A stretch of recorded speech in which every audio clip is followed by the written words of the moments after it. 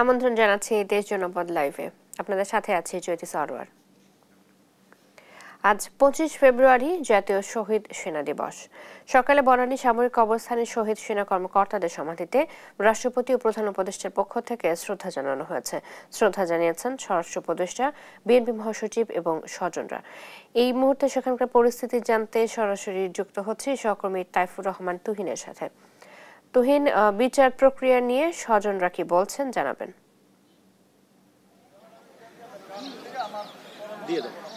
জি, আপনাকে ধন্যবাদ। দেখছেন যে আসলে আমার পিছনের যে সমাধিসৌধ আছে এটি হলো 2009 সালে যে বিডিআর বিদ্রোহের সময় যে হত্যাকাণ্ড ঘটানো হয়েছিল, যেটিকে পরিকল্পিত একটি হত্যাকাণ্ড বলছে স্বজনরা।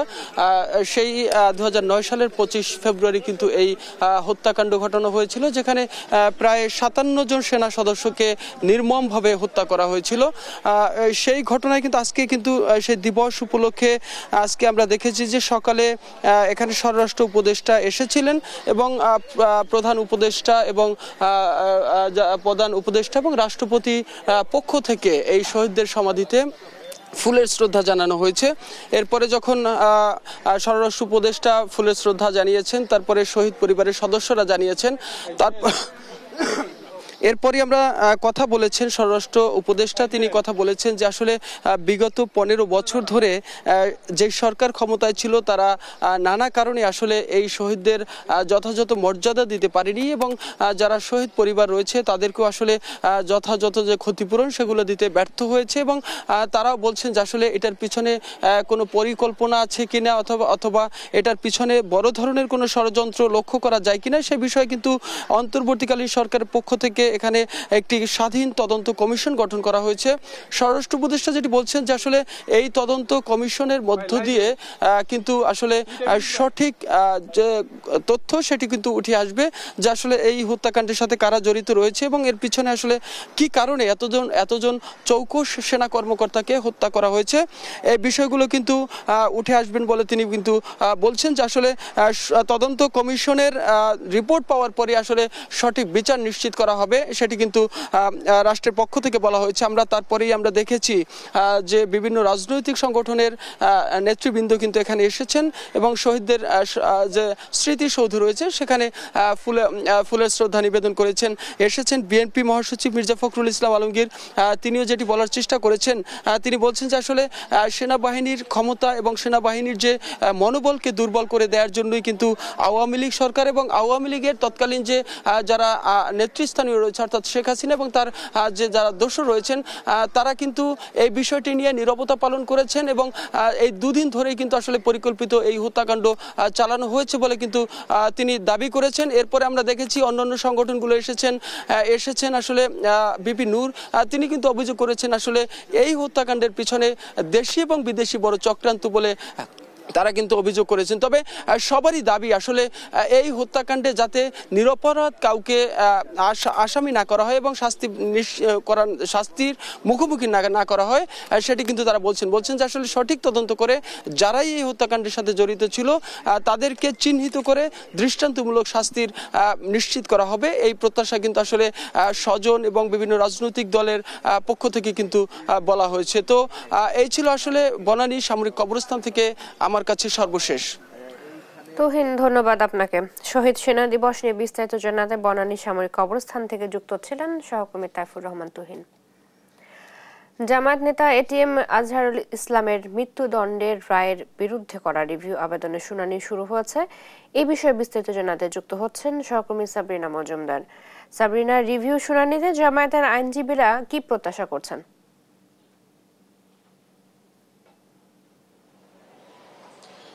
আপনি যেমনটি জানেন যে এটিএম আজহারুল ইসলাম দীর্ঘ 13 বছর ধরে কারাবন্ধ হয়ে আছেন এবং 2014 সালে আন্তর্জাতিক অপরাধ ট্রাইব্যুনালে 1971-এর যে মানবতা বিরোধী অপরাধ সেই অপরাধে 6টি অভিযোগের ভিত্তিতে তাকে আন্তর্জাতিক অপরাধ ট্রাইব্যুনাল মৃত্যুদণ্ডাদেশ দেয় এবং এরপরই তিনি 113 যুক্তিতে তিনি তার খালাস চান, কিন্তু পরবর্তীতে 2019 সালে আপিল বিভাগ তার এই রায় বাতিল করে দেন।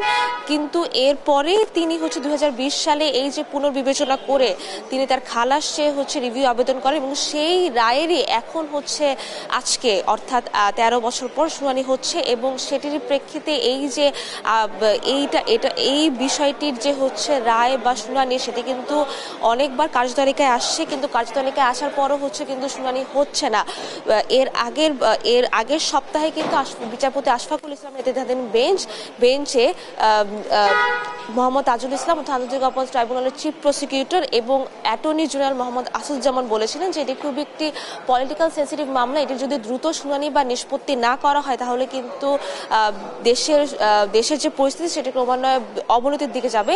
তো আজকে হচ্ছে এটির শুনানি শুরু হয়েছে এবং আমরা এজলাসে দেখতে পেয়েছি যে জামায়াতের বিভিন্ন নেতাকর্মীরা আসলে এজলাসে রয়েছেন। এটির আসলে কি ধরনের তারা একটি বিষয় দাবি করছেন যে জামাত নেতা এটিএম আজহারুল ইসলামের যাতে খালাস হয় এবং আজকে হচ্ছে শুনানি শুরু হয়েছে জামাতের নেতা আইনজীবীদের মাধ্যমে। প্রথম আইনজীবী এরপরে হচ্ছে মোহাম্মদ তাজুল ইসলাম অর্থাৎ আন্তর্জাতিক অপরাধ ট্রাইব্যুনালের চিফ প্রসিকিউটর, তিনি শুনানি করবেন এবং এরপরে অ্যাটর্নি জেনারেল শুনানি করবেন। তারপরে হচ্ছে বিচারপতি একটি রায়ের জন্য একটি দিন ধার্য করবেন এবং এরপরে বোঝা যাবে যে আসলে এটিএম আজহারুল ইসলামের ভাগ্যে আসলে কি জোটে। তো এই ছিল সর্বশেষ খবর হাইকোর্ট থেকে। সাবরিনা, ধন্যবাদ আপনাকে।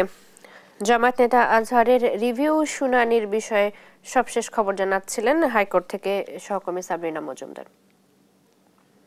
সাবেক মন্ত্রী ও বিএনপির ভাইস চেয়ারম্যান আব্দুল্লাহ আল নোমান মারা গেছেন। সকালে নিজ বাসায় শেষ নিঃশ্বাস ত্যাগ করেন তিনি। এ বিষয়ে বিস্তারিত জানাতে ধানমন্ডি থেকে সরাসরি যুক্ত হচ্ছেন আমাদের সহকর্মী নিয়াজ মোর্শেদ। কথা বলবো তার সাথে। নিয়াজ, আব্দুল্লাহ আল নোমানের জানাজা এবং দাফনের বিষয়ে কি সিদ্ধান্ত হয়েছে জানাচ্ছিলেন আগের খবরে। তার মৃত্যুতে বিএনপি নেতারা কি বলছেন সেটি জানাবেন। চৈতি, আব্দুল্লাহ আল নোমান সাবেক এমপি এবং সেই সাথে দুইবারের মন্ত্রী ছিলেন এবং তিনি আজকে ঠিক সকাল 6টা নাগাদ তাকে ধানমন্ডির বাসা থেকে রাজধানীর একটা বেসরকারি হাসপাতালে নিয়ে যায় এবং এরপরে হাসপাতালে কর্তব্যরত যারা চিকিৎসা রয়েছেন তারা তাকে মৃত ঘোষণা করেন। যদিও তিনি দীর্ঘদিন যাবৎ কিন্তু আসলে অসুস্থ ছিলেন এবং জানাজার তাকে এখন বর্তমানে তাকে ধানমন্ডির বাসায় নিয়ে আসা হয়েছে এবং সেই ধানমন্ডির বাসায় নিয়ে এসে এখন তার মরদেহটি রাখা হয়েছে এবং এখান থেকে তার পরিবারের পক্ষ থেকে আমাদেরকে যেটি জানানো হয়েছে যে এইখানে ধানমন্ডিতে একটি জানাজা হবে এবং ধানমন্ডি জানাজার পরে আপনার বাদ আসর বিএনপির পক্ষ থেকে নয়াপল্টন কেন্দ্রীয় কার্যালয়ের সামনে আরেকটি জানাজা অনুষ্ঠিত হবে এবং এরপরে আসলে তাকে মরদেহটি নিয়ে যাওয়া হবে তার যে নির্বাচনী এলাকা চট্টগ্রামের রাউজান এবং কোতোয়ালি এইদিকে নিয়ে যাওয়া হবে এবং এরপরে আপনার তাকে তার দাফন সম্পন্ন করা হবে তার নিজস্ব যে পৈতৃক বাড়ি আছে সেই পৈতৃক বাড়িতে। কিছুক্ষণ আগে কিন্তু তার যে ছেলে আপনার তিনি কিন্তু এখানে এসে পৌঁছেছেন ধানমন্ডির বাসাতে এবং তিনি বাকি সিদ্ধান্তগুলো নেবেন এমনটি আসলে আমরা জানতে পেরেছি। এবং একটু আপনাকে বলে রাখি যে তার যে বর্ণাঢ্য যে জীবন, রাজনৈতিক জীবন, সে রাজনৈতিক জীবন কিন্তু আসলে বেশ সাফল্যমণ্ডিত এবং তিনি কিন্তু দীর্ঘদিন যাবৎ কিন্তু আপনার বিভিন্ন লড়াই সংগ্রামে কিন্তু তিনি সক্রিয় সদস্য ছিলেন। সেই সাথে তিনি কিন্তু আপনার 1971 সালে মুক্তিযুদ্ধে তিনি আপনার মুক্তিযুদ্ধ করেছেন এবং এরপরে 1981 সালে যখন জিয়াউর রহমান আপনার বিএনপি গঠন করেন তখন আসলে তিনি বিএনপিতে যোগদান করেন এবং সেই সাথে তারপরে কিন্তু আপনার তিনি কিন্তু রাউজান এবং কোতোয়ালি এই আসনে কিন্তু কয়েকবার তিনি নির্বাচিত হয়েছেন এবং সেই সাথে তিনি বিএনপির যে মন্ত্রী পরিষদ ছিল সেই মন্ত্রী পরিষদে কিন্তু তিনি দুইবার মন্ত্রী হিসেবে দায়িত্ব পালন করেছেন। আপনাকে আর একটু বলে রাখি যে কিছুক্ষণ বাদেই কিন্তু বিএনপি মহাসচিব মির্জা ফখরুল ইসলাম আলমগীর এখানে আসবেন এই পরিবারটিকে শোক জানাতে এবং আপনার এবং সেই সাথে সাথে কিন্তু আপনার যারা আপনার বিএনপির তার যারা রাজনৈতিক যারা সহকর্মী রয়েছেন এবং পরিবারের যারা সদস্য রয়েছেন তারা কিন্তু আসলে এখানে আসছেন শোক সন্তপ্ত পরিবারের প্রতি সমবেদনা জানাতে এবং আপনার সেই সাথে তাদের যে আসলে তার রাজনৈতিক যে জীবন একসাথে চলার যে আপনার একসাথে চলার যে আসলে তাদের যে ঘটনাগুলো সেগুলো স্মৃতিচারণ করছেন এবং সেই সাথে আপনার তারা কিন্তু আপনার আর সেই সাথে কিন্তু তারা আসলে বেশ সমবেদনা জানাচ্ছেন কারণ দীর্ঘদিন যাবৎ আসলে একই সাথে আন্দোলন সংগ্রামী ছিলেন এবং বিএনপির সরকার পতনের যে আন্দোলন এবং সেই সাথে স্বৈরাচার সরকার পতন আন্দোলনে কিন্তু তিনি সক্রিয় ভূমিকা পালন করছেন এমনটি আসলে তার যারা সহকর্মী রয়েছেন তারা কিন্তু জানিয়েছেন। এই ছিল আমার কাছে ধানমন্ডির বাসা থেকে সর্বশেষ তথ্য। এরপরে তার যে জানাজা এবং বিএনপি মহাসচিব যখন আসবেন বাকি তথ্যগুলো আমরা জানাবো আপনার মাধ্যমে। ধন্যবাদ নিয়াজ, ধন্যবাদ আপনাকে। ধানমন্ডি থেকে আমাদের সাথে যুক্ত ছিলেন সহকর্মী নিয়াজ মোর্শেদ। রাজশাহী মেডিকেল কলেজ হাসপাতালে কমপ্লিট শাটডাউন ঘোষণা করেছে ইন্টার্ন চিকিৎসকরা। এই বিষয়ে বিস্তারিত জানাতে সরাসরি যুক্ত হচ্ছেন সহকর্মী কাজী শাহেদ। শাহেদ, কি কি দাবি নিয়ে ইন্টার্ন চিকিৎসকরা শাটডাউন ঘোষণা করেছেন?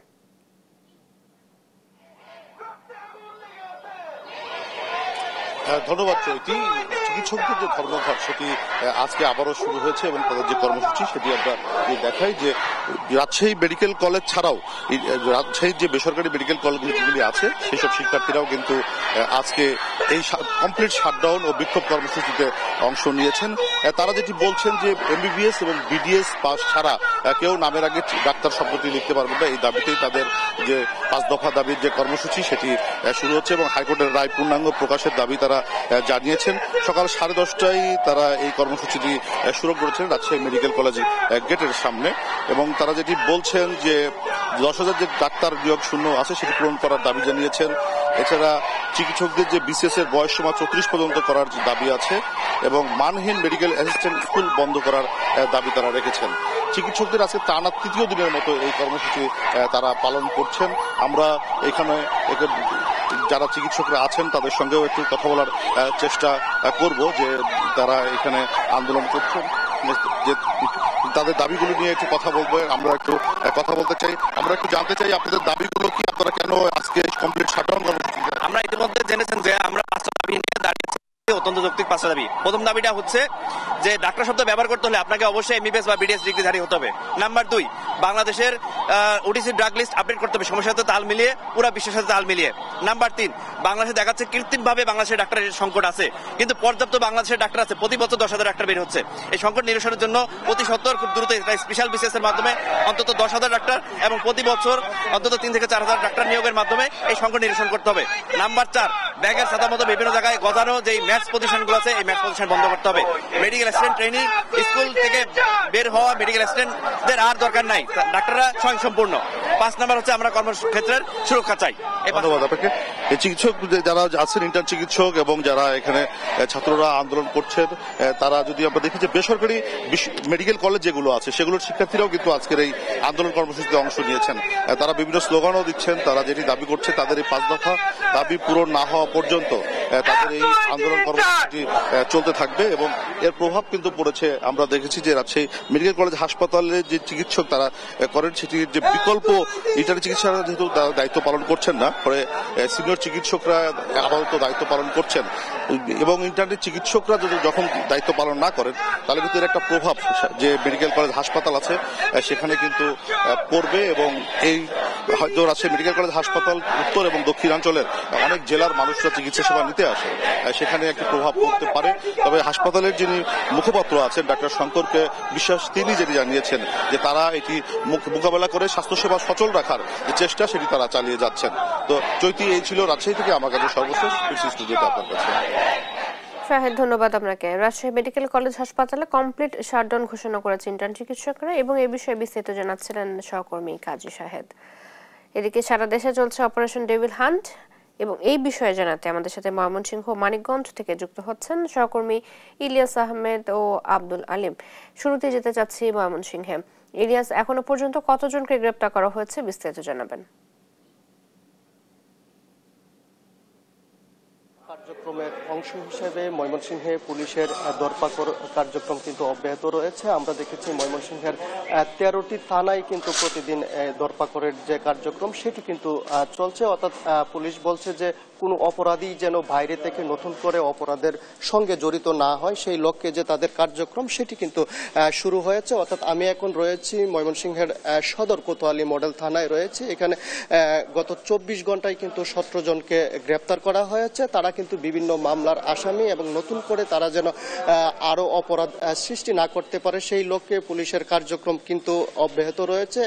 এরই অংশ হিসেবে কিন্তু তাদেরকে গ্রেপ্তার করা হয়েছে এবং কিছুক্ষণ পর তাদেরকে কিন্তু আদালতে প্রেরণ করা হবে। সেই বিষয়টি আমাদেরকে কোতোয়ালি মডেল থানার যে ভারপ্রাপ্ত কর্মকর্তা রয়েছেন শফিকুল ইসলাম খান তিনি কিন্তু সেটি নিশ্চিত করেছেন। অর্থাৎ আমরা দেখেছি যে 13টি থানায় প্রতিদিন গড়ে প্রায় 15 থেকে 20 জন করে আসামি কিন্তু গ্রেপ্তার করা হচ্ছে। অর্থাৎ আইনশৃঙ্খলা পরিস্থিতি যাতে অবনতি না হয় সেই লক্ষ্যে কিন্তু তাদেরকে গ্রেপ্তার করা হচ্ছে। অর্থাৎ এই ডেভিল হান্ট অপারেশন কার্যক্রমের অংশ হিসাবে সাধারণ মানুষ যাতে স্বস্তিতে থাকতে পারে তাদের এই কার্যক্রম কিন্তু পুলিশ অব্যাহত রেখেছেন। আমরা যদি সদর কোতোয়ালি মডেল থানার ওসি শফিকুল ইসলাম খান জানতে চাই, এই যে আপনাদের গ্রেপ্তার কার্যক্রম অব্যাহত রয়েছে এতে করে আসলে সাধারণ মানুষের মধ্যে আমরা দেখেছি কিছুটা স্বস্তি কাজ করছে, যদিও সাধারণ মানুষের দাবি হচ্ছে যেন যারা সামাজিক যোগাযোগ মাধ্যমে অস্থিতিশীলতা করার চেষ্টা করছে তাদেরকে যেন আইনের আওতায় আনা হয়। সেই লক্ষ্যে আপনাদের কি পদক্ষেপ নেওয়া হচ্ছে? ধন্যবাদ। ডেভিল হান্ট অপারেশন আমাদের একটা ধারাবাহিক প্রক্রিয়া এবং এই ডেভিল হান্ট অপারেশন শুরু হওয়ার পর থেকে আমরা বিভিন্ন আপনার যারা অপরাধী, যারা নাশকতার কাজে জড়িত আছে এবং যারা নিষিদ্ধ সংগঠন তাদেরকে আমরা গ্রেপ্তার করতেছি। এবং গতকালকে স্বরাষ্ট্র মন্ত্রণালয় একটা প্রজ্ঞাপন জারি হয়েছে যে আপনার আরো কঠোর হওয়ার জন্য। এই নির্দেশনার পরিপ্রেক্ষিতে আমাদের প্রতিদিন বিভিন্ন পয়েন্টে গুরুত্বপূর্ণ পয়েন্ট আমরা চেকপোস্ট বসাচ্ছি এবং তল্লাশি করতেছি এবং তল্লাশিতে যারা জড়িত হয় তাদেরকে আমরা আইন আওতা নিয়ে আসতেছি। আমরা এই সামনে রমজান আসতেছে, এই রমজান পর্যন্ত ধারাবাহিকভাবে এইভাবে চলবে এবং আশা করি যে আজকে আমাদের কয়েকজন আসামি গ্রেপ্তার করছে এদেরকে আদালতে প্রেরণ করা হবে এবং যতদিন আপনার ময়মনসিংহ আপনার এই ডেভিল হান্ট শান্তি সমাজে ফিরে না আসবে এতদিন আমাদের অভিযান অব্যাহত থাকবে। ধন্যবাদ আপনাকে। তিনি বলছিলেন যে তারা কিন্তু ময়মনসিংহ নগরীর বিভিন্ন গুরুত্বপূর্ণ পয়েন্টে কিন্তু চেকপোস্ট বসিয়ে অর্থাৎ অশান্তি যারা সৃষ্টি করছেন তাদেরকে কিন্তু গ্রেপ্তার করে আইনের আওতায় আনছেন। অর্থাৎ তারা বলছেন যে এই যে কার্যক্রম সেটি কিন্তু অব্যাহত থাকবে এবং আমরা দেখেছি ময়মনসিংহ জেলার 13টি থানায় কিন্তু তারা এই কার্যক্রম অব্যাহত রেখেছেন। এতে করে কিন্তু অন্তত কিছুটা শান্তি ফিরে এসেছে। এই ছিল আমার কাছে ময়মনসিংহ থেকে সর্বশেষ। আমরা এই বিষয়ে জানতে এখন চলে যাব মানিকগঞ্জে, সেখান থেকে যুক্ত হবেন আমাদের সহকর্মী আব্দুল আলী। ধন্যবাদ ইলিয়াস। আমরা শুনছিলাম ময়মনসিংহ ডেভিল হান্ট অপারেশনের যে অভিযান, সেই অভিযানের খবর। আমরা মানিকগঞ্জের খবর যদি জানা বলতে হয় যে মানিকগঞ্জে এই অপারেশন ডেভিল হান্টের অভিযানে 24 ঘন্টায় আটক করেছে আইনশৃঙ্খলা বাহিনী, আটক করেছে 11 জনকে এবং অভিযানের যে আজ 16তম দিন, এই 16 দিনে মানিকগঞ্জে 63 জনকে গ্রেপ্তার করেছে আইনশৃঙ্খলা বাহিনী। তো আমরা আজ সকালে অতিরিক্ত পুলিশ সুপার সুজন সরকারের সাথে কথা বলেছি। তিনি আমাদের যেটি নিশ্চিত করেছেন যে এই অপারেশন ডেভিল হান্টে তারা নিয়মিত অভিযান পরিচালনা করছেন। এই অভিযানে তারা নিয়মিত মামলার আসামি, ওয়ারেন্টভুক্ত আসামি এবং মাদক এবং সন্ত্রাসীতে যারা জড়িত তাদেরকে তারা গ্রেপ্তারের আওতায় আনছেন এবং যে এই 5ই আগস্ট যে সরকার পতনের পর যে মামলাগুলো হয়েছে সেই মামলার যে আসামিগুলো রয়েছে তাদেরকেও তারা গ্রেপ্তারের জোর চেষ্টা চালাচ্ছেন। তো আমরা জনসাধারণ যেটা দাবি করেছেন যে এই অপারেশন ডেভিল হান্ট যে দেশের আইন শৃঙ্খলা পরিস্থিতি স্বাভাবিক রাখার জন্য নেওয়া হয়েছে, কিন্তু যে তৎপরতা থাকার কথা সেই তৎপরতা অতটা তারা দেখতে পায়নি। তারা যেটি দাবি করেছেন যে এই অপারেশন ডেভিল হান্টের মাধ্যমে যেন কোনো সন্ত্রাসী এবং যারা অপরাধী তারা যেন পার না পায় এবং তারা যেন দেশের বাইরে যেতে না পারে, তারা দাবি জানিয়েছেন। তো আমরা এই 7 থানায়, মানিকগঞ্জে 7টি থানা রয়েছে, এই 7 থানায় এই 16 দিনে মাত্র 63 জনকে আটক করতে তারা সক্ষম হয়েছে। কিন্তু জনসাধারণ এবং তারা যেটি বলছেন যে আসামিগুলোকে গ্রেপ্তার করা হয়েছে তারা ছোট প্রকৃতির, কিন্তু তারা রাঘব বোয়াল যারা পালিয়ে রয়েছেন তাদেরকে কিন্তু তারা আইনের আওতায় আনতে পারেনি বলে তারা দাবি জানিয়েছেন। তো এ পর্যন্ত যাদেরকে গ্রেপ্তার করা হয়েছে এর মধ্যে 2 জন রয়েছেন মাত্র ইউপি সদস্য, রয়েছেন যুবলীগ নেতা রয়েছেন 2 জন এবং জেলা আওয়ামী লীগের সদস্য পদে রয়েছে 1 জন এবং বাকি গুলো ছাত্রলীগের সদস্য এবং কর্মী হিসেবে তারা কাজ করছিল, তাদেরকে গ্রেপ্তারের আওতায় এনেছে। তো আমরা এ বিষয়ে পুলিশ প্রশাসনের সাথে কথা বলেছি এবং আইন শৃঙ্খলা বাহিনী যারা রয়েছে তাদের সাথে কথা বলি। তারা যেটি বলছে যে তাদের যে সক্ষমতা রয়েছে সেই সক্ষমতায় তারা যথেষ্ট চেষ্টা করছেন এবং যাদেরকে গ্রেপ্তার করা হয়েছে তাদেরকে আদালতের মাধ্যমে তারা কারাগারে প্রেরণ করেছেন। তো তাদের এই অভিযান অব্যাহত থাকবে বলে তারা জানিয়েছেন যে কোনো আসামি যারা প্রকৃত দোষী তারা যেন পার না পায়। তো এই ছিল আমার কাছে মানিকগঞ্জের ডেভিল হান্টের যে অপারেশনের যে অভিযান তার সর্বশেষ খবর। হালিম, ধন্যবাদ আপনাকে। অপারেশন টেবিল হান্ট নিয়ে সবশেষ খবর জানাতে ময়মনসিংহ মানিকগঞ্জ থেকে যুক্ত ছিলেন আমাদের দুজন সহকর্মী। রাঙামাটির সাজেক ভ্যালিতে ভয়াবহ অগ্নিকাণ্ডে রিসোর্ট, কটেজ ও রেস্তোরাঁ সহ ব্যাপক ক্ষয়ক্ষতির কারণে পর্যটকদের সাজেক ভ্রমণে নিরুৎসাহিত করেছে জেলা প্রশাসন। এ বিষয়ে আরো জানাতে সরাসরি যুক্ত হচ্ছেন সহকর্মী মিশু মল্লিক। মিশু, সাজেকের এখন পরিস্থিতি কেমন দেখছেন, বিস্তারিত জানাবেন। চৈতি টানা ৫ ঘন্টার আগুনে আসলে ধ্বংসস্তূপে পরিণত হয়েছে মেঘের রাজ্য খ্যাত সাজেক ভ্যালি।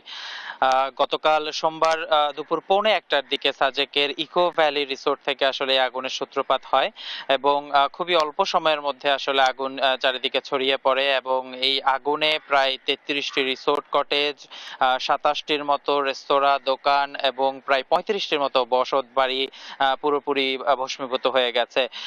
আসলে আগুন লাগার পরে আমরা যেটা জানি, আসলে সাজেক পাহাড়ের সর্বোচ্চ শীর্ষে অবস্থিত একটি পর্যটন কেন্দ্র।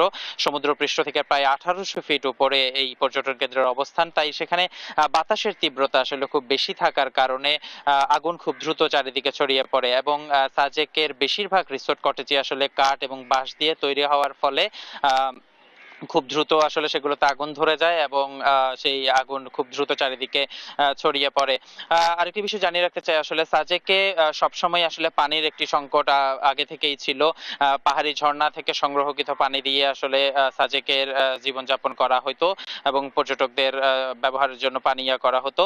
কিন্তু এবং সাজেকে পাশাপাশি কোনো ফায়ার স্টেশন না থাকার কারণে আসলে আগুন নেভাতে সেনাবাহিনী, স্থানীয় লোকজন এবং বিজিবি সকলকে আসলে খুব প্রচন্ড বেগ পেতে হয়।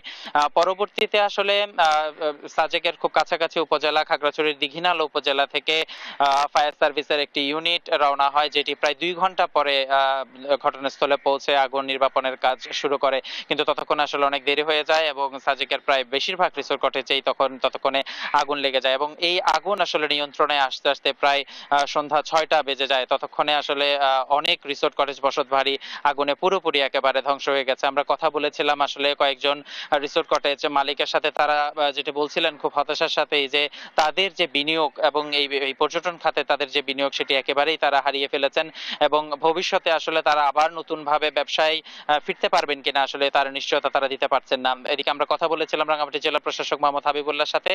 তিনি বলছিলেন যে এই অগ্নিকাণ্ডের কারণ অনুসন্ধানে ৫ সদস্যের একটি তদন্ত কমিটি গঠন করা হয়েছে, যেটি আগামী ৭ দিনের মধ্যে আসলে রিপোর্ট প্রদান করবে। পাশাপাশি সেনাবাহিনী এবং বিজিবির পক্ষ থেকে তাদের রাতের খাবার এবং সকালের নাস্তা ব্যবস্থা করা হয়েছে। তো আসলে চৈতি, এই ছিল আমার কাছে সাজেকের অগ্নিকাণ্ডের সর্বশেষ। মিশু, ধন্যবাদ আপনাকে। রাঙামাটির সাজেক ভ্যালিতে ভয়াবহ অগ্নিকাণ্ডের বিষয়ে বিস্তারিত জানাচ্ছিলেন সহকর্মী মিশু মল্লিক। এদিকে জামায়াত নেতা আজহারের রিভিউ শুনানি নিয়ে কথা বলছেন আইনজীবীরা। আমরা যুক্ত হচ্ছি সেখানে। করতে হবে আগে নাকি সরাসরি রিভিউ পিটিশনটি এলাও করতে পারবে, এই প্রশ্নে সিনিয়র আইনজীবী জনাব প্রবীণ মত নিয়েছেন। জনাব প্রবীণ বলেছেন বিবেচনা করে আজকে আমরা আরো কিছু আইন কানুন দেখার চেষ্টা করব যে লিভ গ্রান্ট না করেও সরাসরি রিভিউ পিটিশন মঞ্জুর করা যায় কি না। আগামীকালকে সকালে এই আইনের বিধানগুলো মাননীয় আদালতের সামনে উপযুক্ত পন্থায় দায়ের করা হবে। আপনাদের এই আজকের যে বক্তব্য ছিল সেখানে শুধু আইনের বিষয় ছিল নাকি আরো অন্য বিষয় আমরা দেখেছি? আপনার সিস্টেমিক অ্যাটাক বিভিন্ন বিষয় নিয়ে কথা বলেছেন। এখানে কথা উঠেছে যে কাস্টমারি ইন্টারন্যাশনাল ল ছাড়া, অর্থাৎ প্রথাগত আন্তর্জাতিক আইনের যে বিধান, এই বিধান ছাড়া ইন্টারন্যাশনাল ক্রিমিনাল কোর্টের কোনো বিচার করা সম্ভব নয়। এই বিচার হয়েছে সিয়েরা লিওনে, এই বিচার হয়েছে রুয়ান্ডাতে, এই বিচার হয়েছে ইউগোস্লাভিয়ায়, এই বিচার হয়েছে টোকিওতে। সব জায়গায় ইন্টারন্যাশনাল ক্রাইমস ট্রাইব্যুনাল যারা ছিলেন তারা কাস্টমারি ইন্টারন্যাশনাল লকে অ্যাপ্লাই করে বিচার করেছে। কিন্তু আমাদের দেশের কোর্ট এসে বলেছেন যে এটা একটা ডোমেস্টিক ট্রাইব্যুনাল, এখানে আন্তর্জাতিক প্রথাগত আইনের কোনো প্রযোজ্যতা নাই। আজকে আমরা সেই প্রশ্নই তুলেছি যে আন্তর্জাতিক অপরাধের প্রযোজ্যতা ছাড়া, ওই আইনগুলোর বিধানের প্রযোজ্যতা ছাড়া এই মামলার বিচার করা পসিবল নয় এবং যা করা হয়েছে তা আইনসম্মতভাবে করা হয়নি।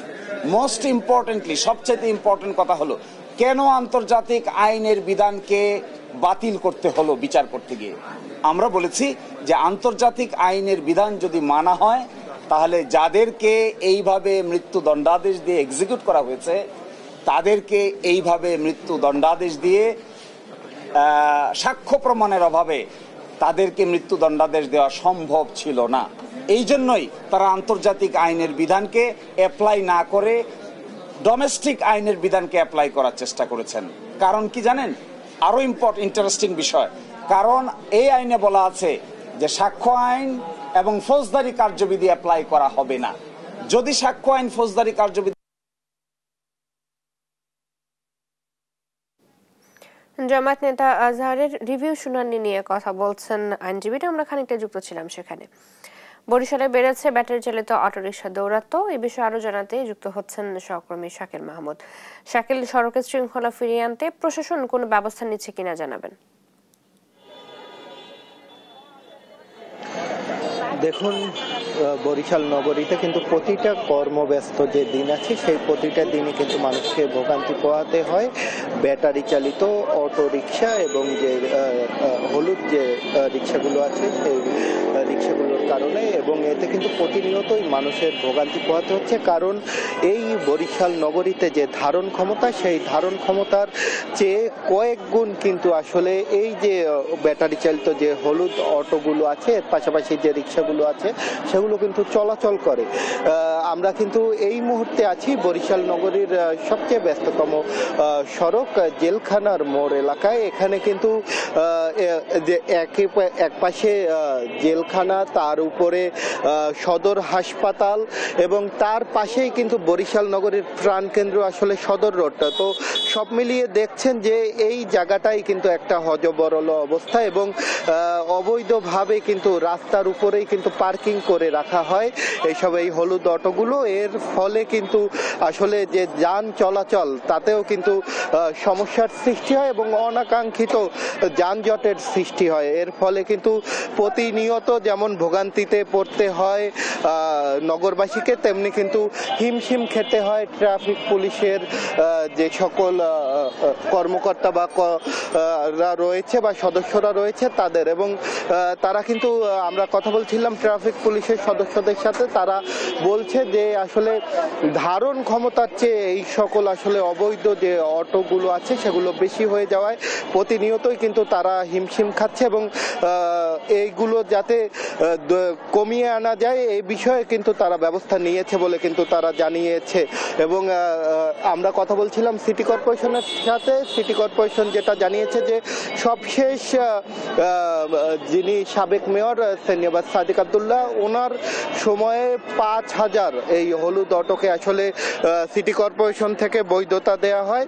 এরপর তবে বরিশাল নগরীতে বর্তমানে কিন্তু ২০,০০০-এর বেশি এই যে ব্যাটারি চালিত যে রিক্সাগুলো কিন্তু চলাচল করে।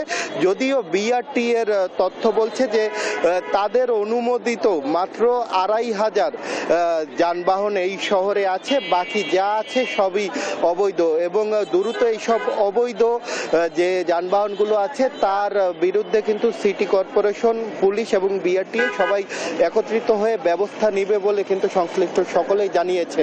তো বরিশাল থেকে এতটুকুই ছিল আমার কাছে থাকা সবশেষ।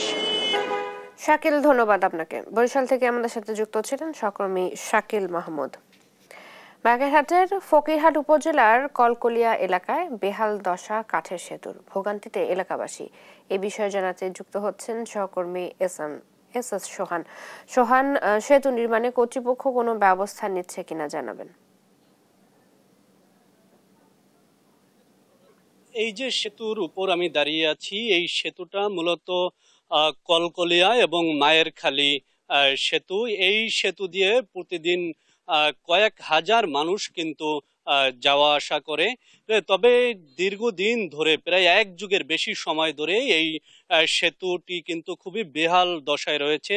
আমি যদি আপনাদেরকে একটু সেতুটি দেখাতে চাই তাহলে দেখতে পারবেন যে এই সেতুর উপরে আজকে যে মঙ্গলবার সকালেই কিন্তু স্থানীয়রা কিছু কাঠ বিছিয়েছেন যাতে মোটামুটি যাওয়া আসা করা যায়। এবং এই যে ভোগান্তি, এই ভোগান্তি কিন্তু শুধু আজকের না, দীর্ঘদিন ধরে এই ভোগান্তি চলতেছে।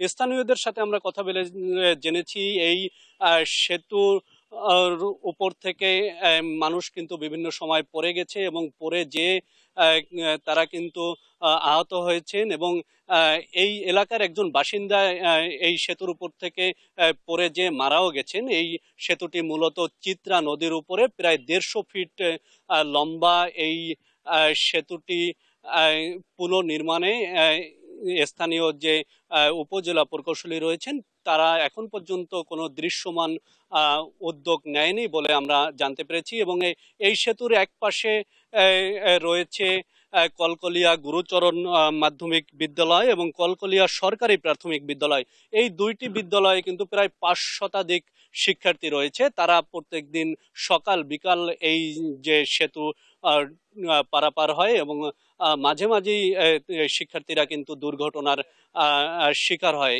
এরপরেও কিন্তু এই সেতু নির্মাণে তেমন কোনো উদ্যোগ নেই। এই যে এখানে যে পরিমাণ ভোগান্তি হয়, এই ভোগান্তির কথা আমরা একটু স্থানীয়দের কাছ থেকে জানতে চাই। আমার সাথে রয়েছেন ফুটবল দলের সাবেক গোল রক্ষক এবং কলকলিয়া এলাকার বাসিন্দা মোহাম্মদ জিয়াউর রহমান। জিয়াবার কাছে আমরা একটু জানবো যে আসলে কি ধরনের ভোগান্তি সৃষ্টি হয়। আসলে এখান থেকে অনেক রোগী আছে যারা অসুস্থ, এদেরকে নিয়ে ফকিরহাট যাইতে হলে এই ব্রিজটা পার হইতে হয়। অনেক সময় বড় অ্যাক্সিডেন্ট ঘটে যাচ্ছে, যে টাইমলি রোগী নিয়ে হসপিটাল পর্যন্ত পৌঁছানো যাচ্ছে না।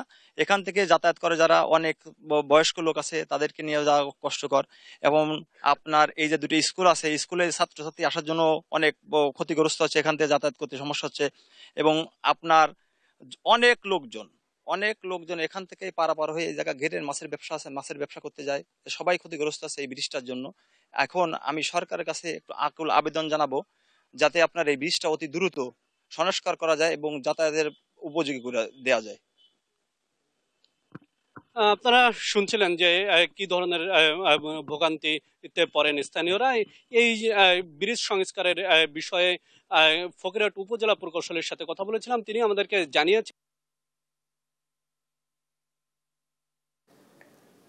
করেছেন এবং এই ব্রিজটি প্রায় 150 ফুট একটি ব্রিজের জন্য ডিজাইন করা হচ্ছে। ডিজাইন শেষ হলে ব্রিজ নির্মাণের জন্য দরপত্র আহ্বান করা হবে বলে তারা আমাদের।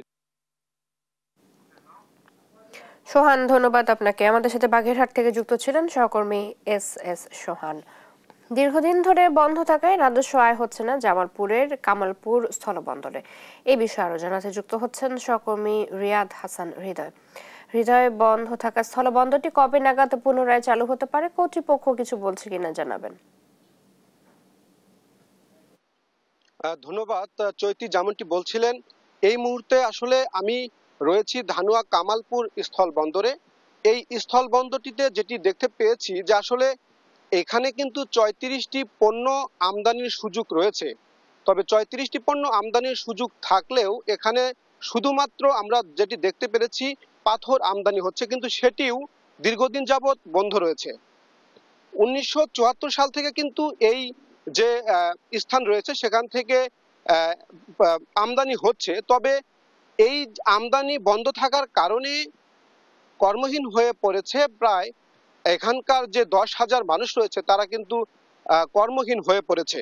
এবং আমরা এখানকার কথা বলেছি, এই বন্দরের যে প্রধান রয়েছে তার সাথে কথা বলে যেটি জানতে পেরেছি যে তিনি বলেছেন যে মূলত এই বন্দরেতে যে পরিমাণে আসার কথা, আমদানি হওয়ার কথা, সেটি কিন্তু আমদানি হচ্ছে না।